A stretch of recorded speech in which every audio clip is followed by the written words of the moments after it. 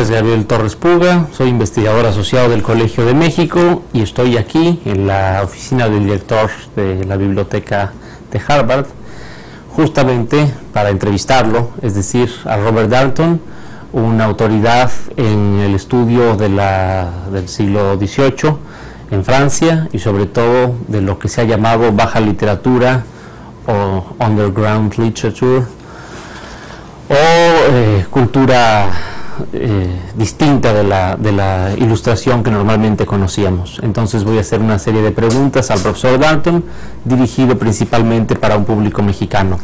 Esto es para una entrevista para la revista 2010, El Mundo, Atlántico y la Modernidad Iberoamericana, con la colaboración de TV UNAM.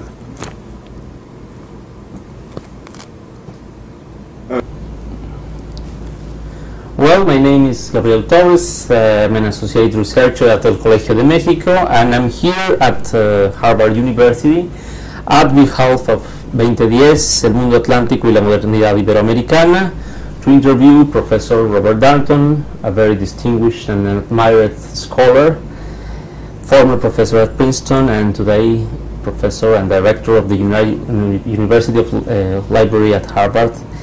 He has dedicated more than 40 years to the study of 18th century France, and particularly to something that we could name low enlightenment, perhaps, counter-enlightenment, or underground culture in France. Well, I don't know. As you know, you are a very known and admired author among Mexican scholars and students, but I suspect that many of them only know a very small part of your work. So I want to make this interview like an introduction for Mexican students and try to speak about your whole work. And I think that your collection of articles published as The Great Massacre and other episodes in French cultural history has been several times published, and it's very new, it's very known since its first Mexican edition.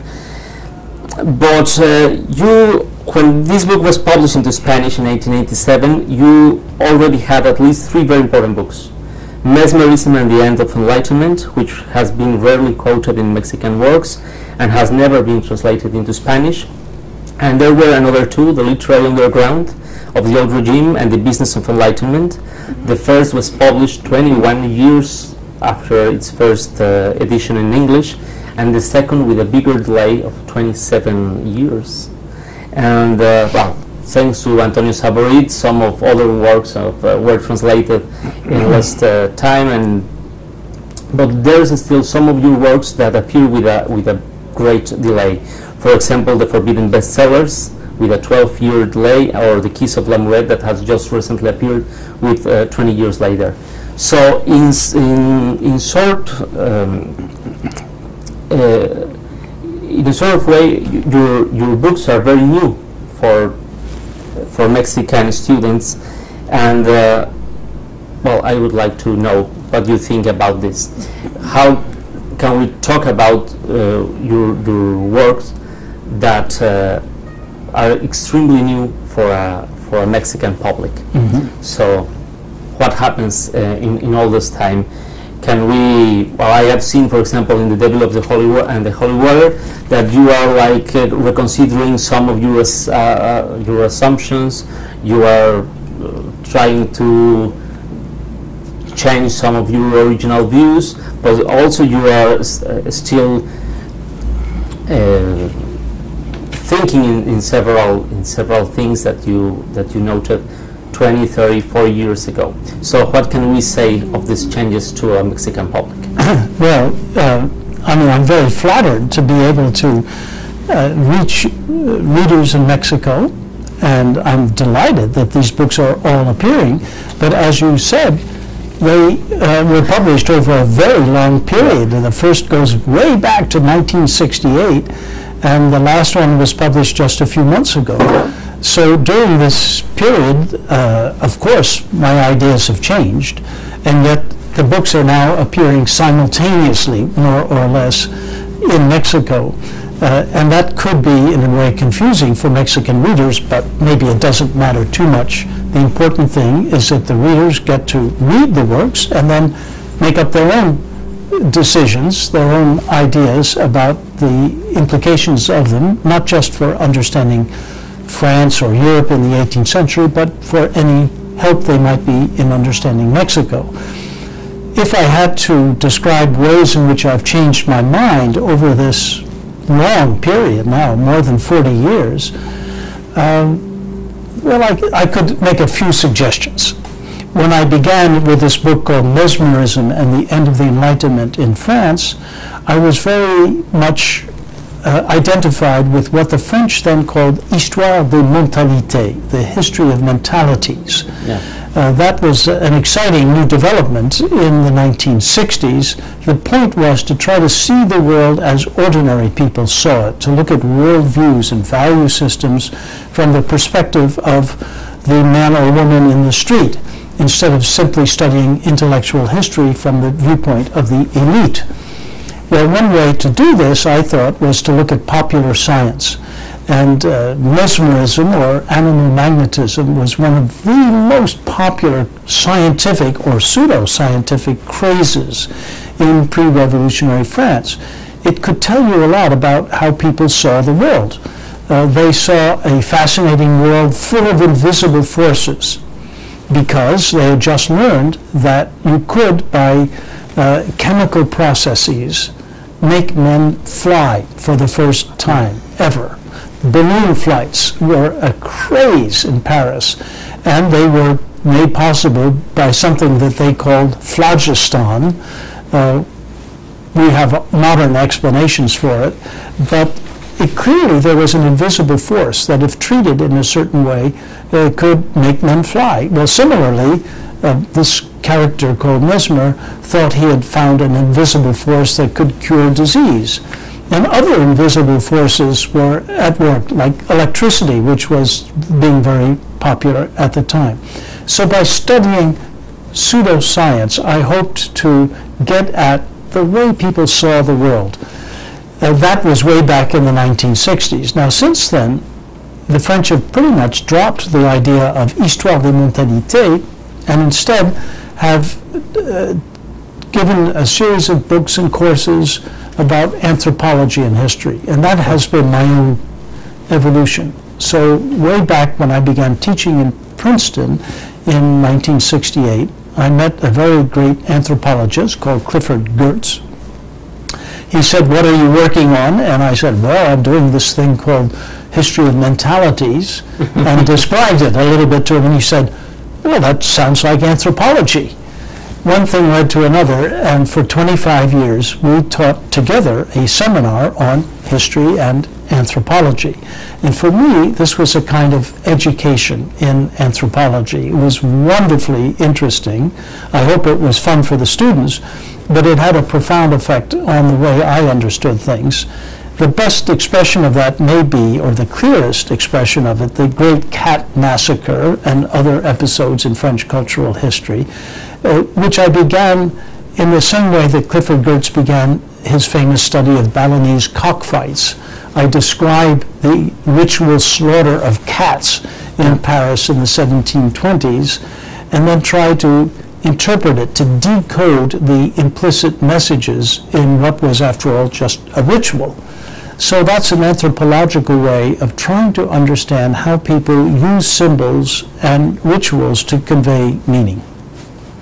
But you also had some ideas, or still had some ideas on mentalities when you wrote that book, or you have changed completely to cultural. Well, I think that the original French idea of the history of mentalities was excellent, but really it was as if you could do an inventory of ideas. As if you went into an attic of a house and you began rummaging through old trunks and taking out bits of clothing and so on, as if you were walking inside the minds of people who had lived 200 or 300 years ago. So some of the most famous studies, like the one by Michel Vauveau on attitudes towards death and the afterlife, were basically statistical. They would take the papers of notaries and study wills for the way they described masses to be said for the dead, and this would indicate the way people imagined death and the afterlife. Since then, I think this more statistical sense of doing a kind of, for lack of a better word, a sort of inventory of ideas has been abandoned, because the very notion of attitudes and ideas, I think, as by some symbolic anthropologists, is quite different. Their notion of meaning is the way people construe things, the way things link together symbolically to express meaning. It's a, if you like, Max Weber rather than, I don't know, what would the opposing position be? In a way, Karl Marx in the case of Michel Vauvel. Vauvel is a devout Marxist, but not at all dogmatic, and I admire his work. But I think that anthropology has changed the history of mentalities in that we no longer just think that we can enumerate ideas, but we want to understand how they link up together in a meaningful way. Okay, well, now that we're talking about this bond between history and anthropology, and talking about cultural history or social history of culture, that could be another name to explain what you work on. I would like to talk about something that seems to be very frequent in your books. That's like well, you reconstruct particular lives when you work in several of your works. That can be related with something that used to be called microhistory. I'm thinking in Ginsburg, in Natalie Simon Davis, and a long number of people that have worked in this field. So I would like to ask you why, for example, you have shown the inner contradictions of several characters in your works. I can think in Brissot, I can think in Le Seine, when you try to reconstruct the not the ideas but the understanding of this person that answers to that reads and answers to Rousseau, for example, or writes to Rousseau, and Morin Pellecourt in The Devil of the Holy War. You said somewhere, I think that was talking about Brissot, that you wanted to add some shadows and flesh tones on one of these characters. Mm-hmm. So I would like to know why you have always focused, or how can you relate the idea of a mass of social or history and social behavior and this micro point of view or something like that. You understand the yes, well, it's a large subject, and I feel a lot of solidarity with people like Carlo Ginzburg and Natalie Davis. They're friends of mine. We all read each other's books. I think we're attempting to do very similar things, even though we attack different subjects. So I think microhistory has contributed a great deal. But it, like the history of mentalities, isn't something that you see cited much anymore. I think history has moved on to different concerns. The advantage of studying particular cases, which you could call microhistory, is that you can unpack lives in all of their complexity. Now, I don't pretend to know everything about the people I study, but I know people from the 18th century much better than I know my own father, who was killed in World War II when I was 3 years old. So I never knew my father, but I know, in the case of Jacques-Pierre Brissot, one of the key leaders of the French Revolution, I know his bank account, I know when he was married, I know all about his children and his family life. I know many books that he published anonymously that I can identify with him. I know how he was trying to help a patron of his manipulate the bourse.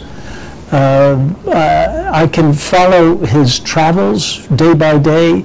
I found 119 unpublished letters of his. I mean, I don't know the color of his eyes, which bothers me, because it reminds me that I, of course, don't know everything. But I found the will of his father, which is very revealing about his economic circumstances and the bad relations he had with his father. So what does one do with all of this information? In the case of Brissot, he was always interpreted as one of the great idealists, especially of the French Revolution. And he was an idealist, an admirable man in many ways. After all, he was one of the first to campaign against slavery in France. He was an enthusiastic supporter of the American Revolution. He threw himself into the French Revolution, founded one of the first great newspapers, the Patriote Français. He was, in many ways, the epitome of the last generation of philosophers dedicated to progressive causes.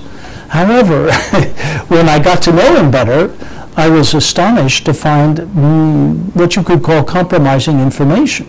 It all began when I went to the municipal library in Orléans, long, long ago, and read the manuscripts of the head of the police force in Paris, where Jean-Charles Pierre Lenoir says Brissot was a spy for the police. He was paid for spying. Now, it's true that these manuscripts, which were never published, were written after the revolution. So it could be that the head of the police wanted to incriminate someone who later became a leading French revolutionary. You can't take any document literally. But I found so much supporting evidence that I concluded that Brissot, who was desperate for money after he was thrown in the Bastille in 1784, almost certainly spied for the police. I say almost certainly. I don't know for sure. But I know a lot about the head of the police as well, Lenoir, and I simply don't believe that he would just lie about someone. I've read all of his manuscripts, and they seem to me quite convincing. So there's been a polemic about this. I've been attacked for someone who has, so to speak, cast mud retrospectively at one of the great idealistic leaders of the French Revolution, the Girondist faction, right before the Terror. He was guillotined. He has everyone's sympathy.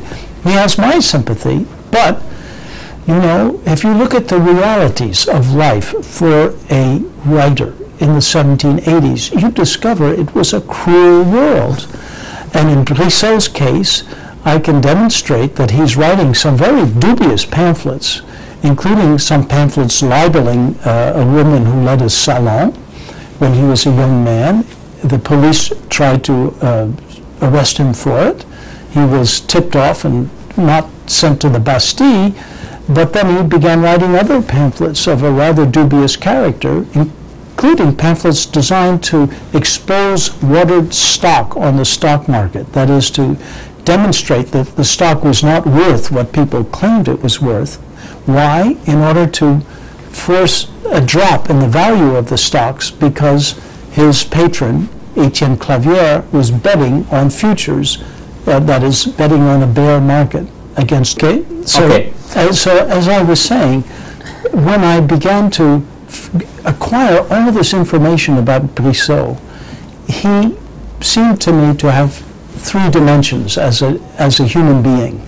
That he wasn't simply a philosopher, but he was someone who was trying to put bread on the table, to make his way as a man of letters, which was in very difficult conditions. And part of the significance, I think, of the study of Brissot is to understand the conditions themselves, what it was to be a writer if you didn't have any independent income or any patron.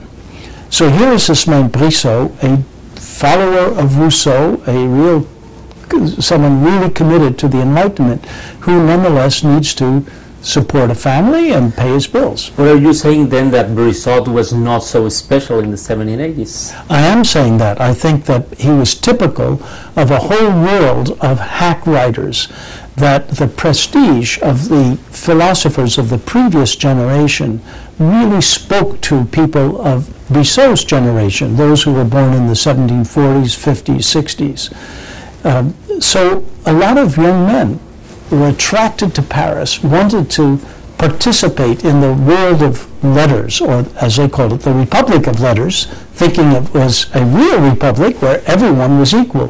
But when they arrived, they discovered that the world of letters was a tough world with its own hierarchy, insiders and outsiders, protections, patronage, privilege. It was like everything else in the old regime, except, of course, the prestige of writing itself.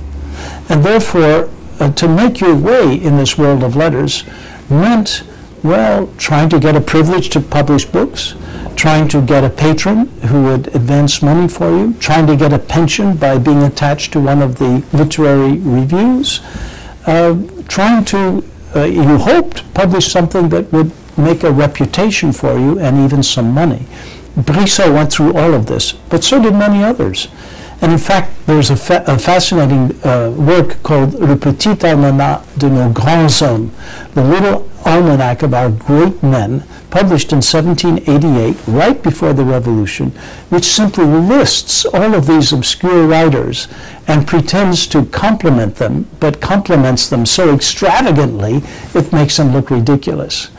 It's a kind of satirical census of the world of letters in the right on the eve of the French Revolution, and it shows that. And I checked. I mean, these are not made-up names; they're very obscure, but they are real people. And it showed that Paris is just full of these young men trying to make a career in the world of letters. Just when the Revolution breaks out, and then they pour into new possibilities, especially in revolutionary journalism, now that the press is freed, and political life of all kinds. So this has become something that I think is a thesis that has been identified with me, namely that what I call Grub Street, a word that often non-English speakers don't understand. Grub Street meaning the underground of literature, or the world of hack writers, the large population of obscure authors who write pamphlets and journal articles and often libelous works, that this world was a world that was full of often resentment, ambition, frustration. It was an explosive world, and I think it actually furnished some of the key leaders of the French Revolution. I would like to talk about this term, Grub Street, but first just let me know, you, of course, you were mainly interested in this men as a whole, but I don't know, you have a lot of information about Brissot himself, so I don't know, you have published some of the letters in the net and by Voltaire Foundation, but you also have a manuscript biography on him? Yes. Why you haven't published it, or are we waiting for it? Or? Well, it's a long story, but that's right. I have a 500-page biography of Brissot, which I never published, and which I reached page 500, roughly, way back in 1968. However, I hadn't completed the work. I took his life up to the outbreak of the French Revolution. And to do justice to the biography, of course, I have to go until his guillotining at the height of the terror during the French Revolution. So that required a lot more work. Now, the way I got going on this biography is that when I was a student in Oxford, I was attempting to understand the impact of the American Revolution on the French. And I started investigating people around Thomas Jefferson when he was the American ambassador to France, and discovered something called the Gallo-American Society, which was a club of radicals that discussed not just America, although that was their main subject, but many other things, such as mesmerism, electricity, balloon flights, and the stock exchange, and a famous adultery trial involving a man called Cornman, subjects that were of interest to public opinion at the time. Brissot was one of the founding members of this club, and so I began looking more at Brissot. I wrote a letter to the municipal library in Neuchâtel, Switzerland, because I'd found a reference in a footnote saying, do you possibly have any letters of Jacques-Pierre Brissot? And by return mail, I got a letter from the head of the library saying, yes, we have 119 letters, and here's a photocopy of one of them. And this photocopy was enough to completely change your idea of Brissot's career, because he explained all of the financial problems he had. He'd just been released from the Bastille. He was desperate for money. And he explained a lot about the process of getting his books published. Well, that turned out to be a rather bigger subject than Brissot himself. How are books published? And how do they reach readers? So I was, at that point, a student in Oxford. I came back to be a newspaper reporter for the New York Times, and then decided, no, I wanted to do history instead. And I received a fellowship from Harvard, which made it possible for me to travel and into the archives. So I went right for the archives in Neuchâtel, and there, sure enough, were the 119 unpublished letters by a future leader of the French Revolution. I mean, it was a historian's dream to come up with so much, along with other letters to Brissot, about Brissot, but surrounded by 50,000 letters written by everyone who had anything to do with books. That means the men who printed the books, the people who made the ink, the paper, book smugglers, booksellers everywhere in France. I mean, it was a whole world that I suddenly saw as being more important even than Brissot. So I started writing the biography, got up to 1789, and then I said, wait a minute, I think more important than Brissot is the subject of the history of books. And at that time, the history of books really didn't exist. I mean, it was, in a sense, first came into existence with the work by Lucien Febvre and Henri-Jean Martin called L'apparition du livre. And that, in a way, is the great beginning of the history of books. But we didn't even use the term history of books at that time. And I decided that I would study all 50,000 letters in this magnificent source in Neuchâtel, Switzerland, and dedicate myself to the history of books. And maybe I would find time someday to write Brissot's biography, but I thought the history of books itself was so much more important and more urgent and more exciting as an intellectual endeavor that I wrote several articles about Brissot and then let him be. So you can say that an archive changed your views and changed your interests and whatever, but not every historians, not all the historians do this. So that's right. Otherwise historians are less receptive to an archive or to the sources, isn't it? So I don't know, maybe we can talk about how a historian can deal with the sources, or how should he work in an archive. Yes. I myself love archives, because when you go through a series of archives, you come into contact with things that you've not thought of, that there are surprises, and you see subjects that were not visible otherwise. Now, that said, it seems to me also that historians can be victims of archives. So let's take the most famous historian of the old regime and the revolution, Alexandre de Tocqueville. Tocqueville, his great book, if you look carefully at the footnotes, is based on archives in the so-called C series in France. Now, the C series is the correspondence of intendants with the central government in Versailles. So it makes the intendant look as though the intendant is doing everything. That's the nature of the archive. But when you consider that there was only one intendant, often for several hundreds of thousands of people, that intendant obviously can't govern a whole generality, as it was called, of France. So yes, the intendant mattered, but in Tocqueville's eyes, the intendant was doing everything, and centralization becomes the main theme of Tocqueville's book. So in a sense, Tocqueville is a victim of the archives that he studied, and maybe I am a victim of the archives of the Société Typographique de Neuchâtel, this publisher located in Neuchâtel, Switzerland, whose papers I've studied. Now, these papers, as I say, are fabulous, 50,000 letters. It's a whole world of the book that you can see, but you see it through the perspective of one publisher in one Swiss town. And, of course, there are other possible perspectives. So I've also spent a lot of time in Paris reading through their two great collections concerning the history of books. And I've spent a lot of time trying to allow for the bias built into the archives that I studied in Neuchâtel. I've also spent time in departmental archives and in for example, the archives of bankruptcies, where you sometimes see booksellers who go bankrupt and then they leave their account books and you can reconstruct their business. So there's a danger of bias built into archival work, but in contrast to this danger is the enormous opportunity of finding all kinds of subjects that had been, as I said, otherwise invisible. Okay.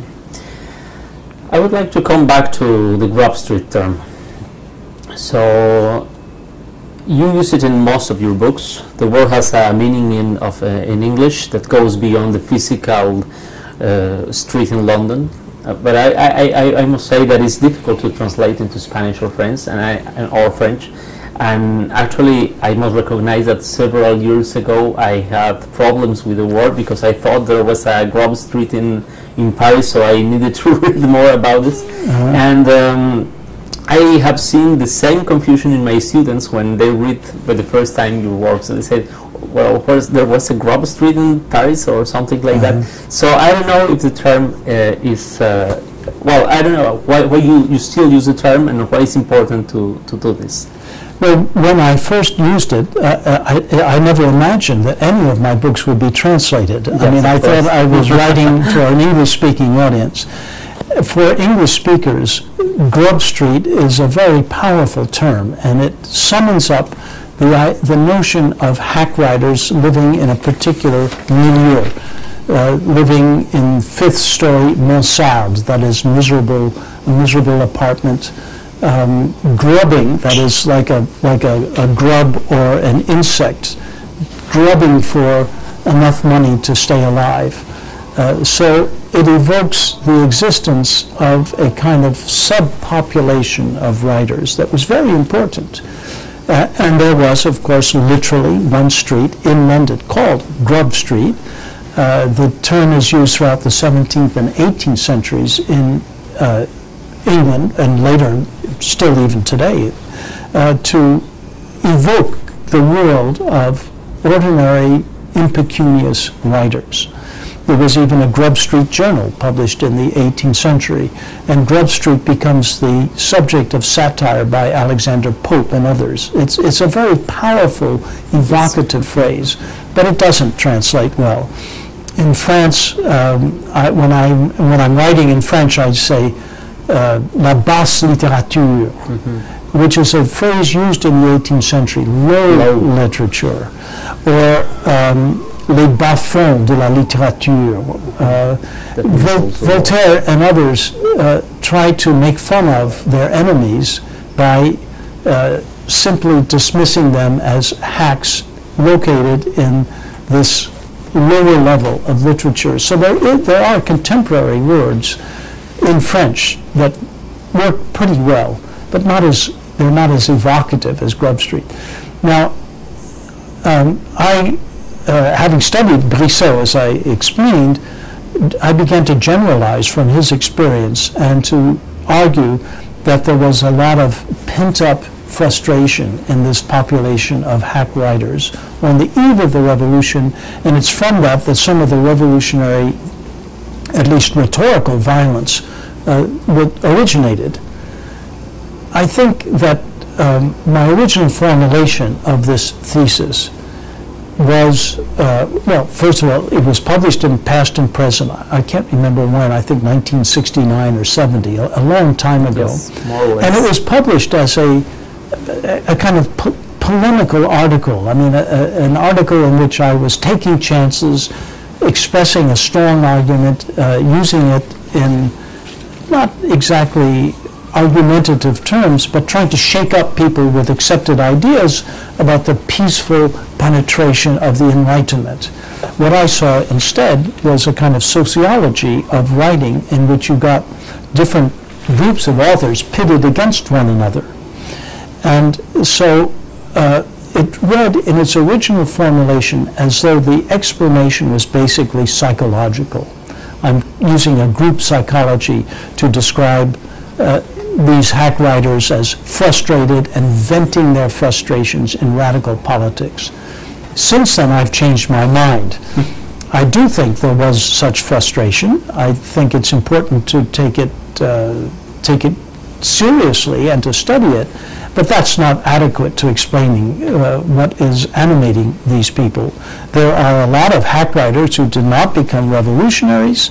There are a lot of revolutionaries who weren't hack writers. I mean, it would be too simple to explain the whole revolution this way, and I don't think I originally even meant it as a total explanation. But it was an attempt to get at the ideological feel, the temper, the tone of radical ideology, and not simply its intellectual content. So if you read the works of someone like Marat, you find this anger and this extremism that I think very much expressed Marat's own experience before the French Revolution, and the same is true of lots of others too. So I've changed my mind. I don't want to be indulging in what could be considered psychological reductionism. Instead, it's more an attempt to do an anthropology / sociology of writers, of authorship, to understand the literary world as it actually functioned during the 18th century and into the Revolution.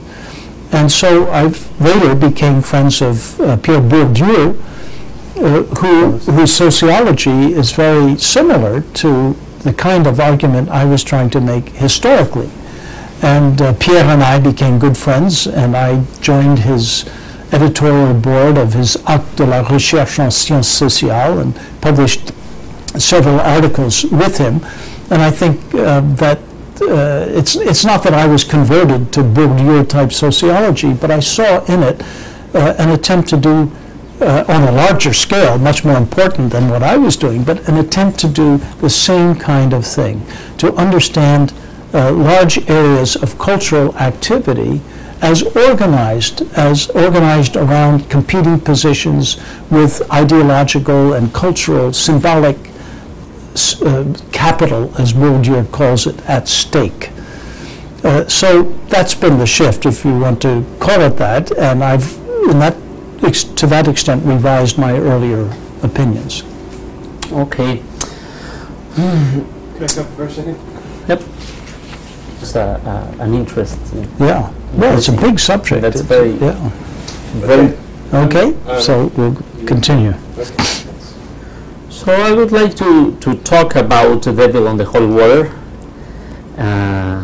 because I think that, well, we have talked about this culture, literary culture, and you have dedicated several books on this field. You have the bestsellers of the literary underground in pre-revolutionary France, but now you are focusing on the authors more than on the works, and this is very interesting, because you are focusing in books and pamphlets which cannot be trusted at all, and I would like to talk about this. It's possible to find in this kind of books, as you say, in the Devil and the Holy Water, assessments like this adventure may well not be completely true, but I am sure that is not completely false, or half of this article is true. You demonstrate too that there is a strong connection between 18th century pamphlets and the supposedly true stories of the revolutionary period, taken allegedly from the Bastille sources like those of Pierre Manuel. So how did you deal with this literature? And I would like to ask you, does a historian need to decide which half of the information is true? Right. Well, actually, the word truth is something that frightens most historians. But if it comes out with a small t instead of a capital T, I think that's what we're attempting to do. We want to understand the truth, which, put naively, sounds like positivism, but can be put in a more sophisticated way because we want to understand how other people construed the world, make sense of life, and lived. There is a kind of truth, I think, that is available, or that can be construed, even though it's not absolute. So I wouldn't run away from the word truth, but of course, in studying slanderous writings, I'm dealing with writings that almost by definition are tendentious, and that is not aimed at the truth, but they're aimed at manipulating a situation. And that's what I find interesting. So what I'm trying to do in this book called The Devil in the Holy Water is to deal with the way people perceived events, and not just events. I think the perception of events was as important as the events themselves, and that this perception can be reconstructed, although it's difficult. Now, I began in some previous work by identifying what books in the huge forbidden literature, which was a literature of bestsellers, actually sold best. And I created a retrospective bestseller list. So I had 720 titles which I studied, and then I have statistics for each of the titles based on orders of books by booksellers everywhere in France. And the result was, a short bestseller list, in addition to complete information about all 720 titles. On this bestseller list, I found Voltaire and Rousseau, the famous writers, but then many writers that no one had ever heard of, who are actually writing anonymously, and they're writing libelous attacks on the government, on the mistresses of the king, sometimes on the church. They are writing seditious, irreligious, and sometimes pornographic literature. Often it's all combined together in a very explosive mixture. So I concluded that there was a vast literature, a vast underground literature that was reading readers all over France. Some of this had been known, but a great deal of it had never been studied because it was never considered seriously as literature by people who built up libraries or who lectured about the history of French literature. After all, they preferred to talk about canons of classics, great books by great writers. In fact, the French formula is l'homme et l'œuvre, the man and his works. His, not even women. So I was trying to break with that view of literature from above and to look at literature from below. So here was this vast corpus of forbidden books, and in it a central tendency, which was to write slanderous attacks on famous people. So many of them take as their titles the private life of, and then they give the name of Louis XV or Marie Antoinette or Madame du Barry or a minister or a bishop or cardinal. The private lives of public figures was a way of talking about public affairs, but a way that appealed to readers because they are revealing the secret sex life often of some famous person. So, of course, this is tendentious literature. It can't be taken literally, but it can be taken as an example of the way contemporary events are being presented to the reading public. Now, at that time, the censorship, the book police, the monopoly of the Booksellers Guild meant that contemporary history is forbidden. You don't get in the legal sector of the book trade accounts of current events. That's just not allowed. So people who wanted to be informed about what was happening through print would have to read this literature. And therefore, their notion of what's actually happening is something that is, I think, to a considerable extent, shaped by this enormous libelous literature. And in The Devil in the Holy Water, I tried to trace its entire evolution going back to the mid-17th century and going right up to the 19th century. There are just dozens and dozens and dozens of these private lives. So, to answer your question, though, about some of these footnotes that I found, one which I especially enjoyed, which you read an article which is attacking the mistress of the king, and then beneath there's a footnote and it says half of this article is true. That's all. It just stops there. Which half is true, it's up to the reader to decide.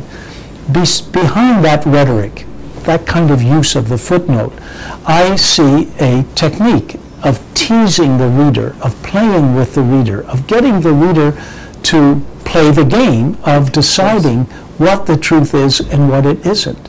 So this libelous literature, in some of its forms, especially before the French Revolution, has a kind of playfulness to it, and is an attempt to make the reader be part of the message, really, by decoding veiled references throughout. And once a reader starts doing this, then the reader is ready to decode contemporary events in general.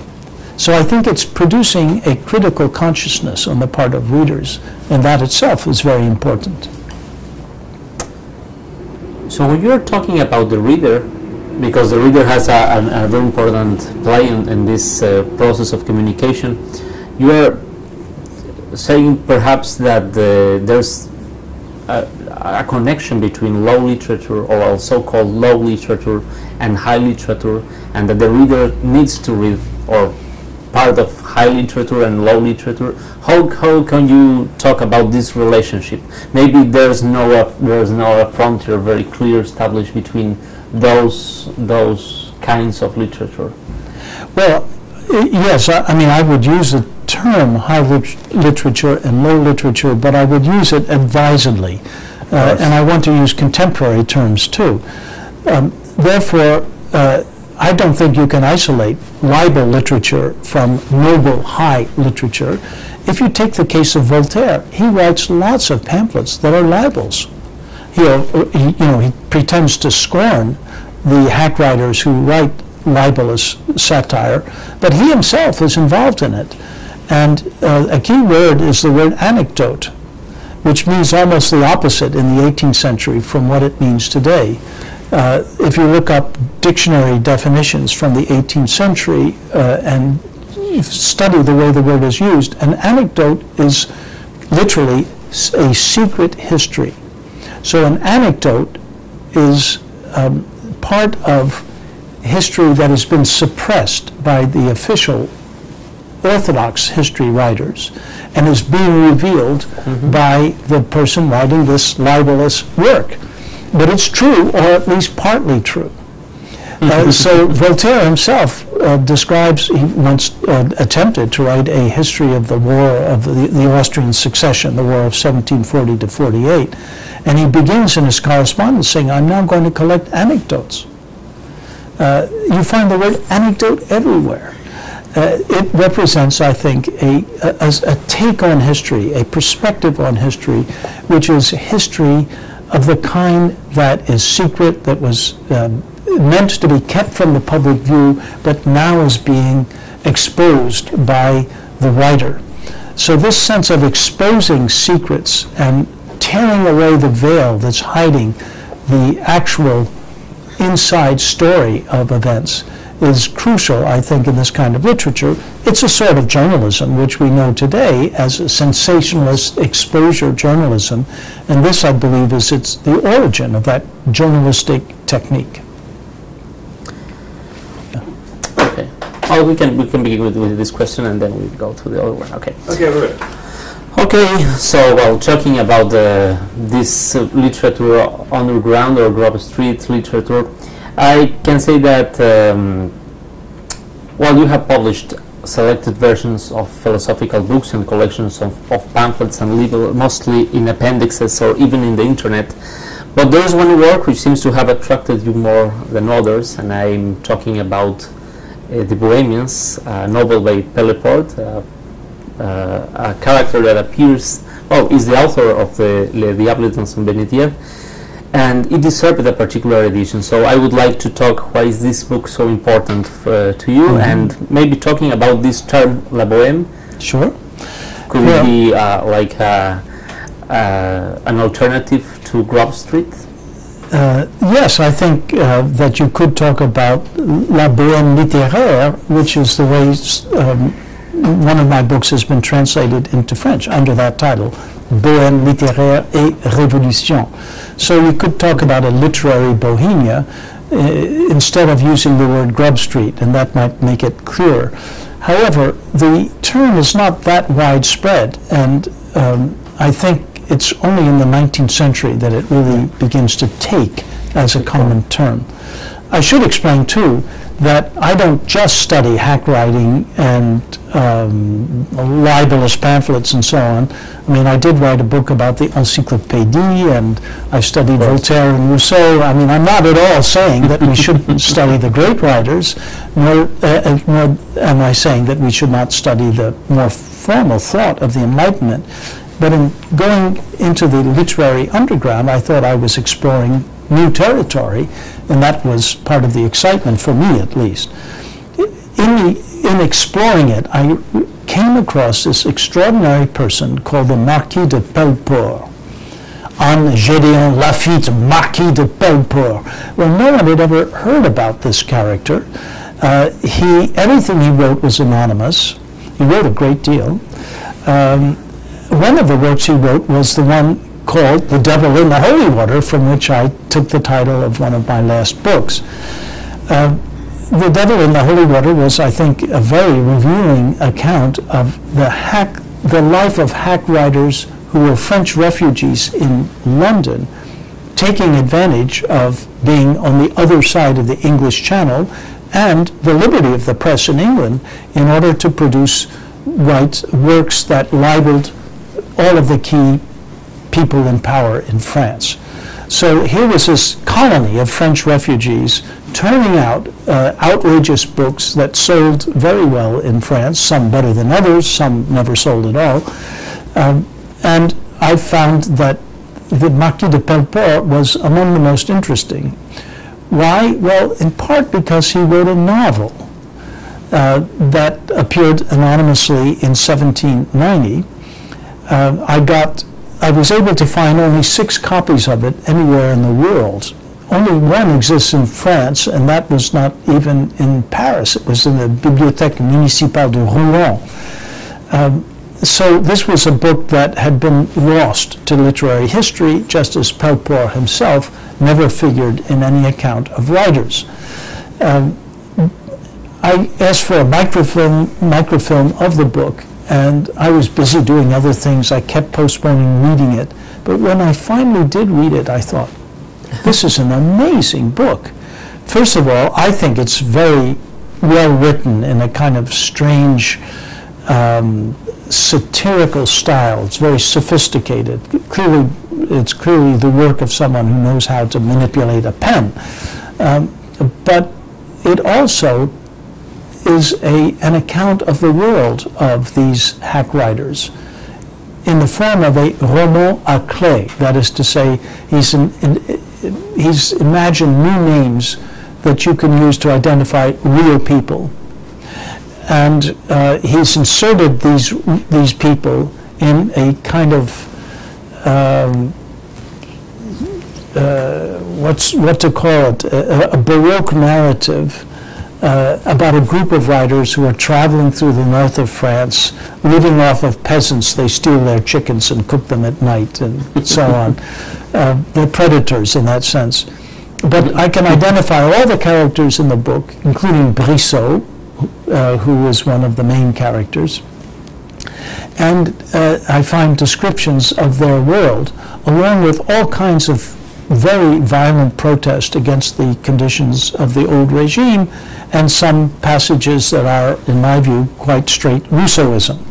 So you've got a radical consciousness, which is also satirical, playing on the world of these hack writers.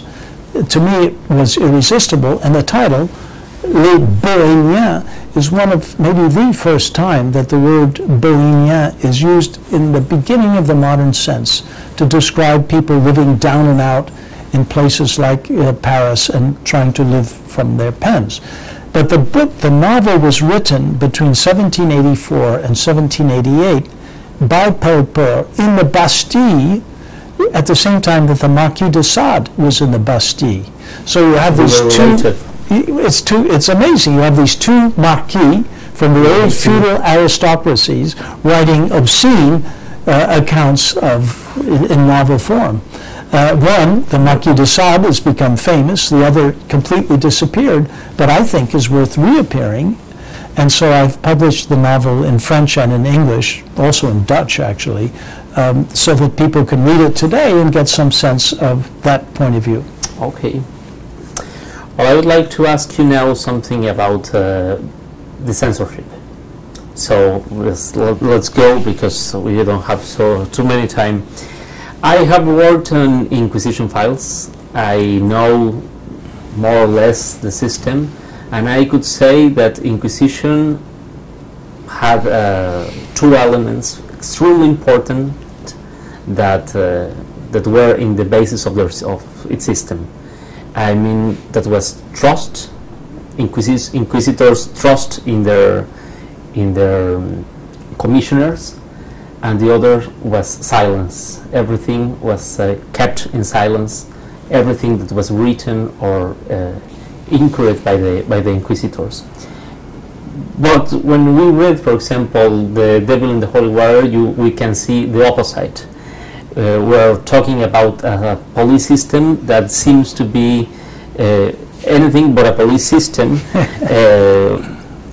We can see that there is the police and the hack people that they are trying to prosecute are extremely related. Sometimes are the same persons, and well, actually you can find, for example, writers becoming spies spying spies in England, for example, and everyone lying and blackmailing. So I would like to know how a system like this could work. Well, it's obvious that it didn't work at all, but what can we say about this? In a sense, it did work. I mean, after all, a lot of books were actually written, printed, and smuggled into France and reached readers. So there's this tremendous demand for information and a taste for the lurid, the shocking, the revelations about famous people. There was, in short, a market for this kind of a book. But how could that demand be satisfied? Well, it was satisfied, of course, outside of the law. What's interesting in many ways is that the people who were enforcing the law, that is literally inspectors of the police, were involved in the trade themselves. There was a special office, inspector of the book trade, which really meant someone, a special agent concerned with literature. And one of these agents, actually two of them, were responsible for trying to police the literature being produced by writers outside of France, sometimes inside France, but almost always published outside of France and smuggled into the kingdom. They found that they could make a lot more money by cooperating with the writers. Some of them, one called Jacques de la Douay, actually commissioned libelous attacks on the government by hack writers located in Brussels and in London, and then would have the books printed and would then confiscate the books that he himself had printed and show a small number of them to his boss in the police to demonstrate what a good policeman he was, while selling the others secretly. So this is typical of a world in which policing and writing and dealing in the underground involves all kinds of overlapping and intersecting roles. The authorities are corrupt. Well, that's not unusual in worlds where people are poor. The poverty of the writers, but also of the police agents, was part of this whole world that I'm trying to create. And therefore, in The Devil in the Holy Water, I'm attempting to tell the story of the lives of the police, of the writers, while really spending most of my time concentrating on the texts themselves and attempting to explain how the text worked, as what their rhetorical strategy was, the way they manipulated symbols, and to the extent that this is possible, the way readers actually responded to them. So the book is what the French call an histoire totale, a total history dealing with all aspects of things. Well, both of these elements are in the title of your last book, Poetry and the Police. So maybe we can talk a little about this. But I knew I think in a version of an internet version or previous version of this work. So maybe we can talk about this. And I would like to focus just in the term of public opinion that you have used and you still use. Well, yes, my last book, which I think it was published last January or so, just a few months ago, it takes up the theme of the police again. In this case, I'm not working in the papers in Neuchâtel, but in the archives of the Bastille. And in this kind of archival work, as I was explaining, part of the fun is opening a carton, a big box. It's full of dossiers. And you open a dossier, you start reading letters, you don't know what you're going to find. Sometimes I would have clues. I would think that there might be something important in this particular box, but I don't know. Once when I was looking for a particular subject, in a box I came across an enormous dossier called The Affair of the 14. I'd never heard of The Affair of the 14. I don't think anyone ever had. So I started reading it. What is this? It turned out it was an elaborate investigation by the police of the diffusion of poems and songs in 1749 to 50. It all began when the head of the police received an order from the head of the government, the most powerful minister in the government, saying, find me the author of the poem that begins with, and then he just had the first line of the poem. Yeah. Well, it's a long and very amusing story of police work, detective work. But by following the detectives of the old regime, I can follow the path of the poetry and the songs into society. So it's a kind of police story, a detective story, which turns into a sociology of diffusion. And the interesting thing, at least for me, was that many of these poems which attack the government are set to song. I then set off and studied other archives called chansonniers, which are collections of songs, but they're written verses of songs. There's no music.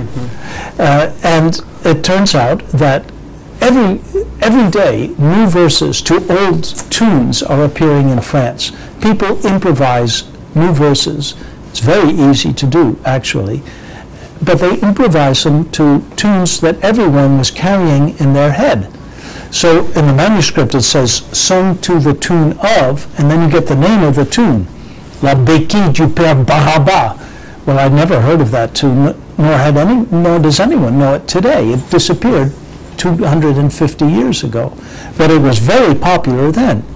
So everyone practically in Paris carries in his or her head the same repertory of tunes, just as we do today. And the question became, how does music, how does sound inflect the meaning of the verse? Mm-hmm. Well, a friend of mine is a cabaret singer in Paris, Hélène Delaveau, and she agreed to record the songs to the original music, which I found by going to yet other archives in the musicology section of the Bibliothèque Nationale de France. So there you can look up the name of a tune and you get the musical annotation. Wow. And this means that we can recover the actual music, not perfectly, but quite well. So the reader of this book called Poetry and the Police can turn to the end where there is an appendix and read the English version and the French version of songs that Hélène Delaveau has recorded online. Oh. This means that there is an online electronic supplement to the printed book. And that's part of something that I'm very involved in as now the librarian at Harvard. That is the attempt to adapt electronic resources to a kind of scholarship that involves archives and traditional methods. Well, now we can talk a little more about this because digitalization projects, and does it need to be a competition between the Google or between the written book or and the internet, No. or can both communicate? Or I don't know. We can talk about it. Sure. Well, you know, I think there are a lot of misconceptions about the period we are living through today.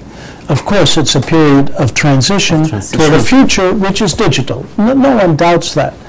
But does that mean that the printed book will cease to exist? I mean, I have been invited to so many conferences on the death of the book that I'm convinced that the book is very much alive. And in fact, we have statistics to prove that more titles are published each year than the previous year.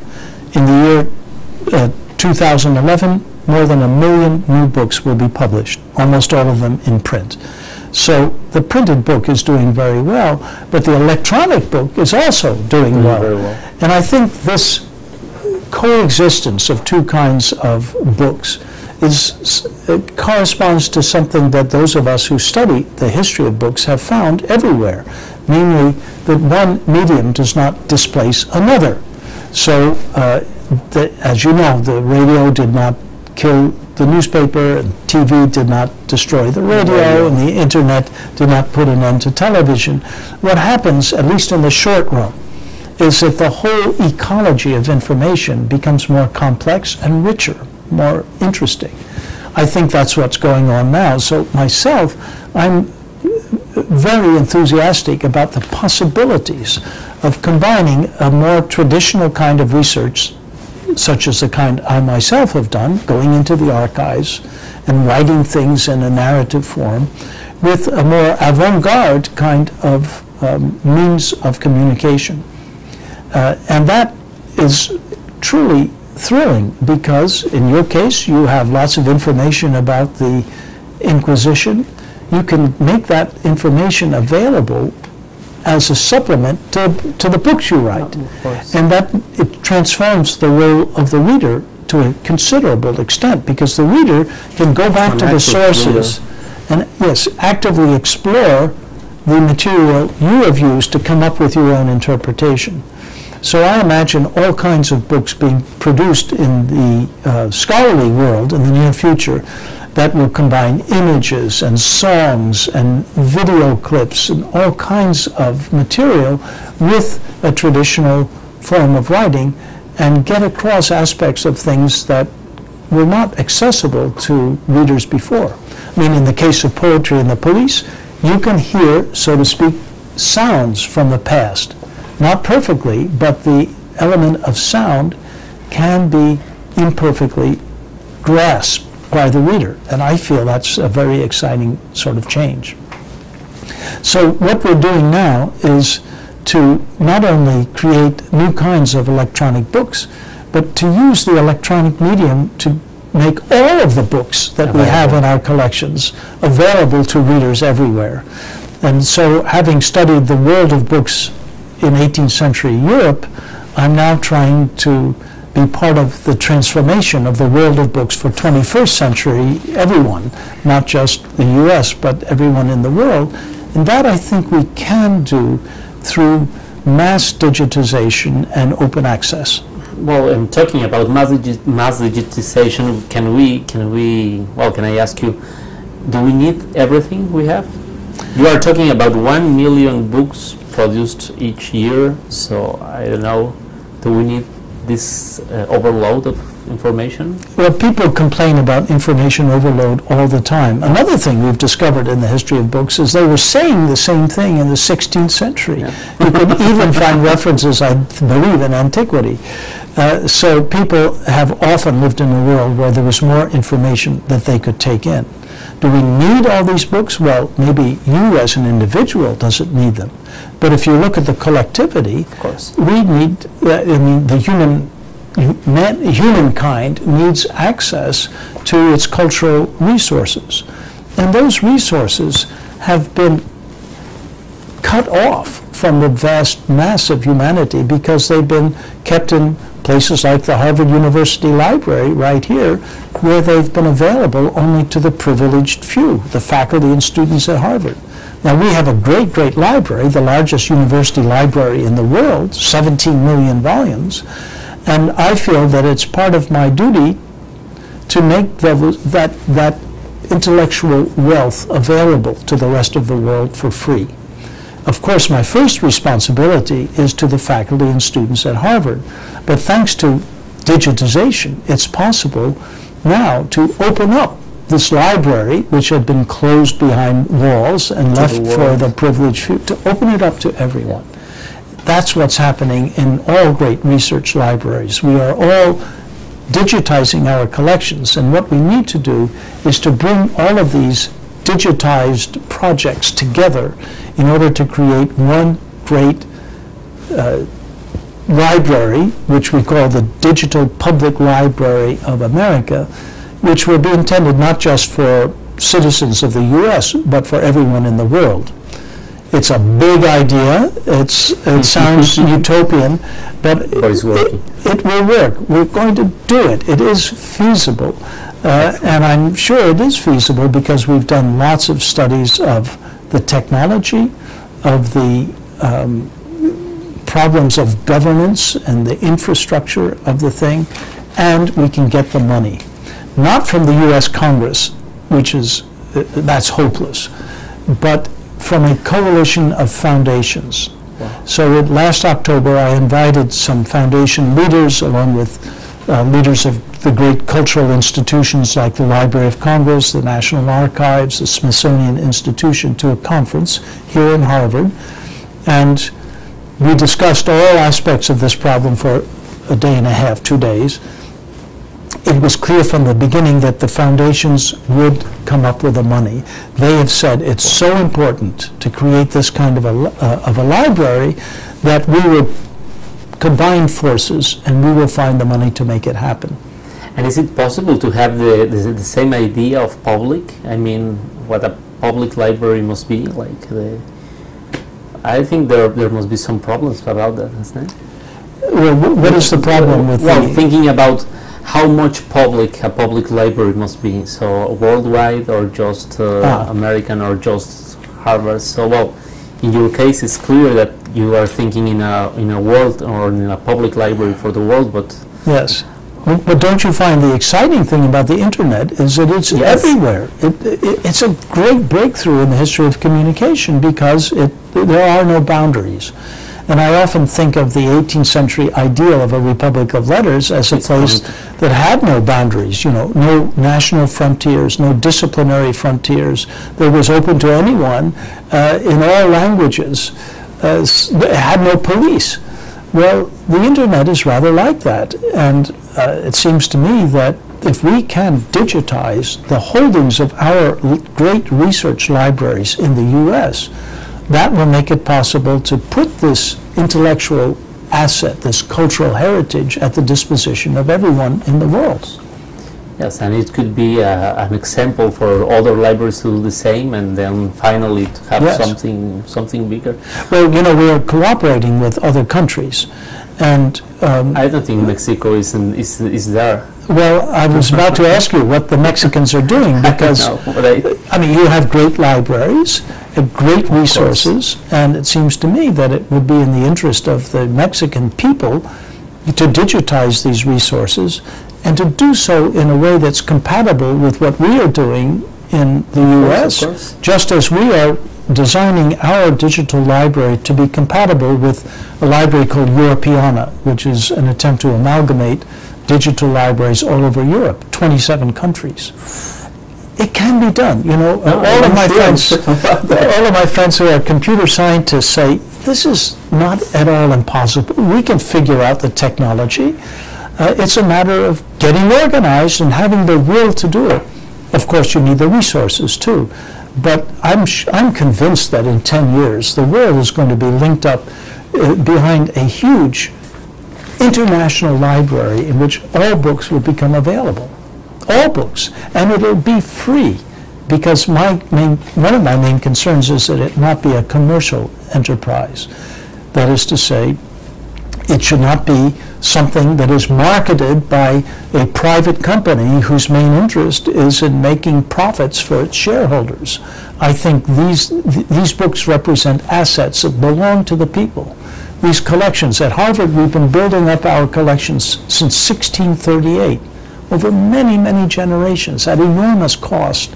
And it's something that is a great national asset that I think should be shared with everyone. Of course. Well, you want to talk something about your next book, and we can finish the interview?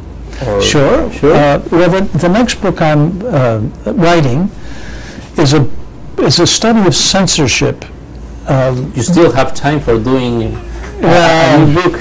Not much time, I must admit, because I am the university librarian. We have 73 libraries that are all part of the one library system. It's quite complicated. And I teach as a professor here. There's not much time left over for writing and doing research, but I've already done a lot of research on the history of censorship in 3 different places. So the idea is to understand how censorship was actually done, what the practice was in the day-to-day activities of censors, not what it was in principle, although that's interesting, but the daily business of a censor. So the tentative title I have now is Censors at Work. And I want it to be comparative, so I'm also venturing into a real systematic comparative history. So I'm taking the world I know already, that is the world of the supposedly absolutist monarchy, the Bourbon monarchy of 18th century France, then imperial Britain in India. So it's a study of the book in India and the way the censors operated there. And thirdly, communist East Germany before the fall of the Berlin Wall, where I was actually in Berlin at the time. You wrote a Berlin Journal. And I wrote a book called Berlin Journal about that extraordinary year when the Cold War came to an end and the Berlin Wall fell. Well, in the course of that, I got to know censors, and they gave me documents from there. They explained how they did their job. It was fascinating. So I think that with 3 legs to a stool, the stool will stand. It's not, I don't pretend to understand censorship everywhere, including the Inquisition that you've studied, but I do believe that by showing how censors went about their daily work, that we can get inside literary systems and understand the factor of control and repression much better than if we simply looked at them as organized systems that we criticize because of their suppression of freedom of speech. I mean, I'm all for freedom of speech, but I think it's not enough to be in favor of it in order to understand the way speech was actually repressed. Are you considering the ecclesiastical censorship in France? No. No. In fact, the French censorship was different from that of other countries because the Crown tried to assert its authority against the church often. Now, it's true that bishops could condemn books, but basically the Crown doesn't want the church to have any power over the printed word. And so France, unlike Italy, for different parts of Italy, for example, has a largely secular censorship. It defends, of course, Orthodox Christianity, but the defense comes from the state, not from the church. Okay. Well, we hope you have time for doing that book, and I want to thank you very much for this interview. I don't know if you want to add something or to say something. I want to thank you for giving me the opportunity to speak to Mexicans, and I hope that you will be among many leading the way to create the history of books in Mexico. I mean, I know that many of you are already at work, and you've got archives, such as the archives of the Inquisition, and that we will all be part of this general attempt to understand the whole world of communication, whether it's through books or through gossip or through songs or through images. we're all in this together, and I think the more international cooperation, the better. Okay. Well, thank you very much. The end. The end.